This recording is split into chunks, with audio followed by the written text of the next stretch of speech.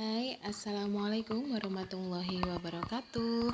Bagaimana kabar pada pagi hari ini? Semoga sehat selalu ya. Dan masih dalam materi MPLS pada hari Rabu tanggal 14 Juli 2021. Perkenalkan, nama saya Ustazah Tika Rahmawati. Pada kesempatan kali ini Ustazah akan memberikan materi tentang pengenalan BKK, tentunya BKK yang ada di SMK Ar-Rahman Tegarejo. Oke. Apa itu Bursa Kerja Khusus atau memiliki singkatan BKK? Jadi, BKK merupakan lembaga yang mempunyai fungsi mempertemukan antara pencari kerja dengan pengguna tenaga kerja. Jadi, di mana nanti saat kalian duduk di kelas 3 yang membutuhkan informasi seputar lowongan pekerjaan, nanti bisa konsul dengan tim BKK. Jadi, fungsi dan kegiatan dari BKK itu sebenarnya yaitu memberikan informasi tentang pasar kerja, pendaftaran pencarian kerja, dan memberikan penyuluhan, bimbingan, dan yang terakhir yaitu tentang penempatan tenaga kerja. Oke, next. Kemudian, apa sih Zah bedanya BK dengan BKK? Ada yang tahukah apa perbedaan BK dan BKK? Oke ya, jadi kalau BK itu merupakan bimbingan konseling yang khususnya di SMK ya, yang nanti diberikan pada saat kalian duduk di kelas 10 dan 11.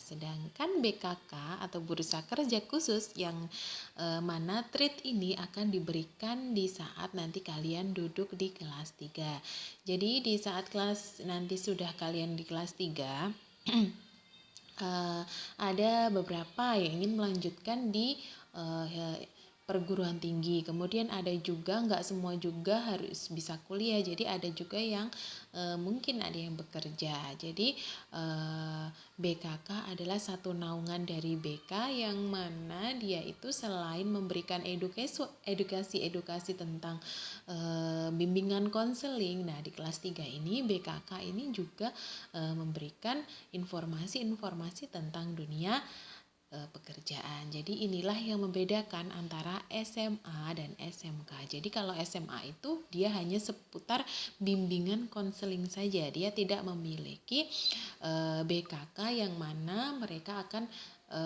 yang mana BKK ini memberikan informasi khusus tentang seputar dunia kerja terbaru gitu ya. Yang selanjutnya, dalam peraturan Menteri Tenaga Kerja dan Transmigrasi, nah bursa kerja ini dia pemerintah juga memiliki nih bursa kerja yang mana lembaganya yaitu namanya Disnaker ya atau Dinas Tenaga Pekerjaan, di mana penempatannya ini di masing-masing kota itu ada ya. Jadi pemerintah menunjuk atau memiliki lembaga Disnaker yang mana Disnaker ini sudah memiliki MOU dengan dudi-dudi atau dunia industri yang ada di lokal gitu ya. Biasanya ada di Surabaya, kemudian ada di Batam, Jogja dan lain sebagainya. Oke, yang selanjutnya selain pemerintah juga ada pihak swasta. Nah, kalau pihak swasta ini biasanya ada web-web ya. Kalau situs web yang sering dicari bagi mereka yang mencari pekerjaan itu ada JobDB, JobStreet, dan ada karir.com. Sebenarnya masih banyak lagi situs-situs web yang menawarkan pekerjaan. 3 ini hanya sampel saja ya. Kemudian ada institusi pendidikan BKK. Jadi kalau BKK ini dia ada di sebuah sekolahan atau SMK gitu ya. Lembaganya berada di dalam sekolah gitu ya. Kemudian sebenarnya BKK ini posisinya di mana antara Dinas Pendidikan dan Disnaker. Jadi BKK ini berada di tengah-tengah ya. Jadi Dinas Pendidikan memberikan materi atau kompetensi kemudian yang nanti akan diolah di sekolah dan diberikan kepada siswa. Kemudian nanti saat di kelas 3 nanti BKK akan menyalurkan pekerjaan yang mana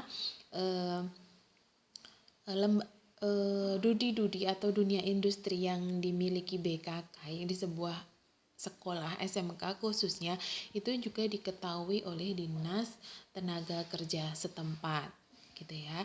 Jadi tidak ada yang namanya ilegal atau job yang hoax gitu ya. Jadi job-job itu sudah mendapatkan trade screening atau kayak penyaringan gitu, yang mana jobnya itu adalah job resmi. Gitu.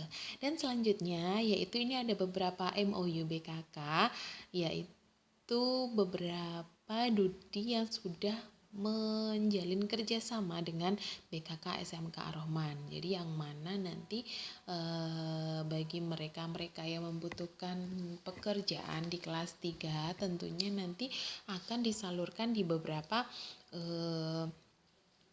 Dudi terkait ya. Tentunya ada Dudi kita sendiri atau Dudinya Bapak Edi, ada Edition Coffee, kemudian ada JNE dan lain sebagainya.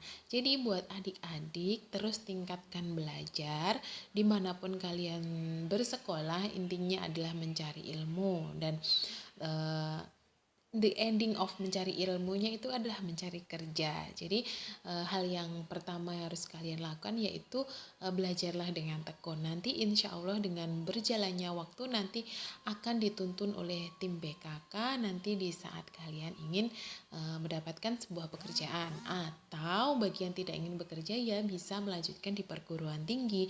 Contohnya kakak-kakak kalian itu ada yang di Surabaya, ada yang keterima di kebidanan di Malang, di perawat, di kesehatan, kemudian ada yang di Ponorogo dan banyak lain sebagainya gitu ya.